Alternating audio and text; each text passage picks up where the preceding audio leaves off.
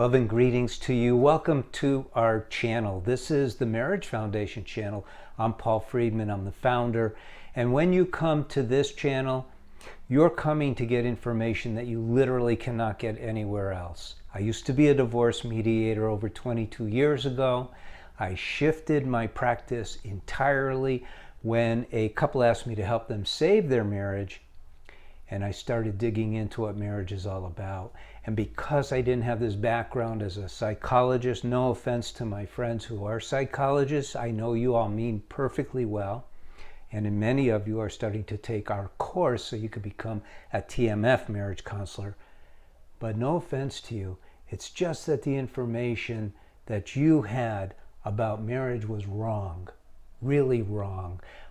I cannot tell you how many people came to me when I was a divorce mediator and told me things like, our therapist said there's no chance for us, we've given up, we tried, we were 8 months in couples counseling, and I gotta tell you, now that I know what I know, I can take this topic and help you turn your marriage around. Isn't that what you want? You don't want your marriage to fail. Why your marriage will fail, that's the topic. Let's make it not fail, because this is the future. So you do have some hope. Why will your marriage fail? There are reasons. I'm not going to number them. I'm going to go through the core reasons why your marriage will fail. In fact, when I wrote my first book, and then I included in the second, I had 3 killers of marriage. There's actually 4. So let's go through those. Let's go through those killers so you have an understanding and so you can do something about it. Number 1 killer of marriage, why they all fail. And I know this because when I was a divorce mediator, I saw it. I saw it in the form of how it manifests. This is an attitude that I call over-familiarity. What does that mean exactly? That means in terms of how it manifests, you take each other for granted. You no longer have the loving respect that you had. Think back now to when you first met. Think back, and I don't mean to be funny here, but you would hold a burp, hold the other end too. You were very careful to not be negative. You were even holding back things that you thought were truthful, but you knew it wouldn't go over well. Well, why did you change? Why do you now take each other for granted? Why do you think it's okay to release that burp, release that other side, that other end? Why do you think it's okay to talk to each other with critical and condemning words? Why do you think it's okay? This is the love of your life you married. This is your soulmate. And I am not a greeting card company. When I use that term soulmate, it's one of my discoveries. It's real. You married your soulmate. What does that mean? Well, let's break it down a little bit. And I'm here to tell you, this is not religious, by the way. I am not what you would call religious. Am I spiritual? Well, you tell me. I meditate every day, and I have since 1972. I truly love God, and I keep striving for happiness and love. Why am I striving for happiness and love? Because those are the spiritual things that all of us crave because we are souls. You don't have a soul? I'm here to tell you, you are a soul. What you have is you have a mind, you have a body. And I go through, especially in the course for men and a course for women, I go through this whole thing about that you're a soul, you have a body, and you have a mind, because it's so important to know. And we never learn this. And it's important to know not just for your marriage, but for yourself. We are human beings. For us, evolution, and this is not religious, again, and this is not agnostic or whether you believe in God or not. Evolution is a process towards perfection. That's what evolution is. Come up with a better definition, I'll go with you. But evolution is a process towards perfection. What is perfection for a human being? Experiencing bliss, which is joy beyond happiness. Beyond joy, bliss is the ultimate experience of you, the soul. It's also seeking and striving for unconditional love. Well, soulmates. Now you're together with your soulmate. What's the purpose of marriage? Because we just described the purpose for a human being. The purpose for marriage is to evolve towards perfection. Love. Unconditional love. Marital love, if you like. Unconditional love. And the joy, the bliss that comes with it. Because there's nothing else that's going to create happiness for you. Sure, if you get a new car, or you get a raise at work, or whatever, you might be happy for a while, but it's fleeting. It goes away because it's dependent on material things. Your marriage doesn't depend on material things. It depends on the spiritual evolution. And what happens when you start taking each other for granted? You're losing sight of the fact that you are with your soulmate and you're intended to hand in hand move towards that perfection. I believe that's why God gave it to us. Now there's two parts to this. One part is moving towards there, sky is clear. The other part is where we get to work on ourselves. Our spouse, you see, it's a setup. I'm not going to say it is a setup. Because we, each and every one of us, have flaws. And those flaws have to be eliminated in order for us to experience this described love, this described joy, this bliss. We have to eliminate our flaws, not our spouse's flaws, our own. But we haven't learned growing up that we are not here to show each other what each other's flaws are. We're only here to work on our own. And there's plenty of logic to this, plenty of science to this. To sum it up, you cannot listen to someone when they point out your flaw and then go, oh, thank you very much. And so this is the same in marriage. We're here to work on our own. And our spouse is the mirror. So instead of getting mad at them, when they say something, even pointing out our flaw, instead of getting mad, we should, at least inside, be going, thank you very much. And be really grateful, because without eliminating our own flaws, we cannot experience that bliss. Even those who have been around great saints, you would think it would rub off. But we don't experience bliss from the outside. It has to come from the inside. So the number one killer of marriages that will make your marriage fail is over familiarity. It is. It's over familiarity. And we have to start demanding of ourselves a deeply profound respect for the other. And we're not here to tell the other, hey, you don't respect me totally. No wonder our marriage is failing. Because remember, you can only work on yourself. Got it? Number two. And when I started the practice of helping people as a marriage counselor, everyone, at that time, I don't know if it's the same these days, but everyone would call up and say, we have problems with our communication. And I agree.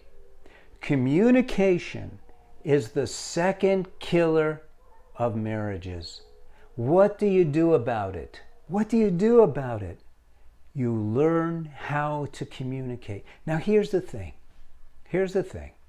Communication in the world is separated according to the venue that we are in.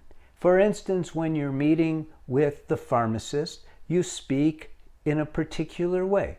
When you're meeting with an IRS agent, you're speaking in a particular way. When you're meeting with an underling, you speak in a particular way. It's not different for when you're married. You communicate in a very different way. It's not your fault that you don't know this. Where do we learn about marriage? We learn on television. We learn from movies, from books. We learn from articles. It's all nonsense. You know, I worked with couples who were screenwriters and actors in Hollywood because I was in San Diego and they had no problem driving down. And I was in that sort of upper echelon. Somehow I got there in terms of marriage counseling, and I would probably still be doing that if in 2008 I had a tragedy in my family and I couldn't function anymore, so I had to stop. But the point is, they didn't know how to be married. And they were cool people. I liked them.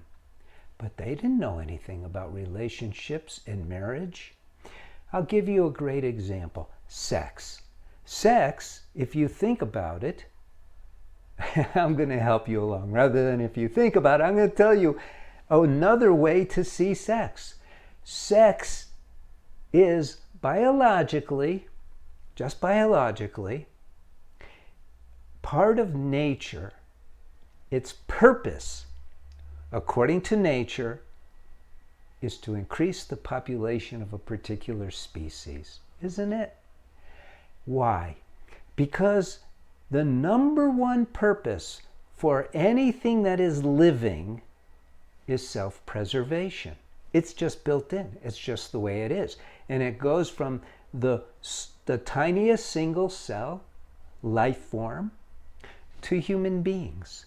But it's not altogether what life is all about, is it? As human beings, we have a completely different consciousness than animals, which you might say are the rung below us on that ladder of evolution. And yet, when we don't understand that it is the body, human body, it doesn't matter, it's still an organic, living thing that is compelling us to procreate for the purpose of having more of us. But we are human beings. We're not animals. And so we have a different purpose for sex. Now, the quote-unquote sophisticated man / woman says, yeah, we're here to really enjoy sex, to take advantage of the pleasure of sex. No question, it produces a pleasure. However, and that pleasure, by the way, is not shared by most animals. No, they just do their thing and move on.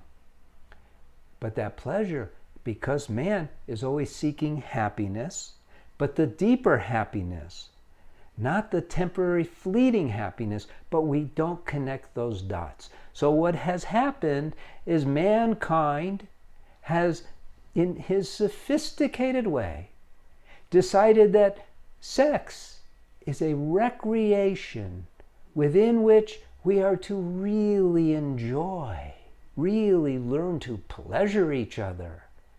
And then we get it. No, you don't get it. It is a high form. When you're married, and that includes those of you who are just living together, you're married for all intents and purposes. It is a form of communication, of enhancing the communication between you as soulmates. The hearts are connecting. We use sex to increase that connection because it's physiological. And when you focus on pleasuring, you're pulling yourself down to an animal level, a sophisticated animal, which we are not. We are human beings. So learning how to communicate. By not learning how to communicate, you're undermining your marriage. I mean, I just use sex as an example, but there are numerous examples. Now, the third killer is what I call the business mentality of marriage, where you are now sharing a space, and because we grew up in a world where we're striving for quote-unquote fairness, and there's no such thing as fairness in the world, I'll do this, you do that. I'll give you this, you give me that. Right? It's business, right? That's what I mean by that. There's an exchange. But marriage doesn't work that way. Marriage is a process by which we learn to open our hearts fully, to learn to love unconditionally, and that business mentality has destroyed so many marriages because we wear ourselves out trying to get what we deserve. The answer to that? Learn to love unconditionally. Learn to give, even more than you give your children. Give not until it hurts. I've heard people say that, and they think they're very cool, and they are in a way, but give until it feels amazing. You see, as a human being, you're a soul. The soul wants to spread that love, to join with all souls. It's the nature of the soul. God created this little drama. Why? So we could learn how to love unconditionally, learn how to open our hearts, learn to love. I always say, learn to love as God loves us. I think that's beautiful. I don't come up with anything. In my subjective reality, that which is beautiful comes through me. When I do something that's incorrect, it's my mind messing things up, getting in the way of opening my heart completely. So those are the three killers. Now there's a fourth. Expectation. It would be fine if expectation was something that we put upon ourselves, that it was our guiding light towards perfection. Expectation that I behave in the highest way, and the highest way is always the loving way. Expectation that I treat my spouse with respect, consideration, and above all, love. Expectation of myself is good for my marriage. The problem is some people put expectations on themselves, they become martyrs. But that's not where it's at. You're not married to be a martyr. You're married to enjoy happiness. You got married to be happy. And love. You got married to experience love.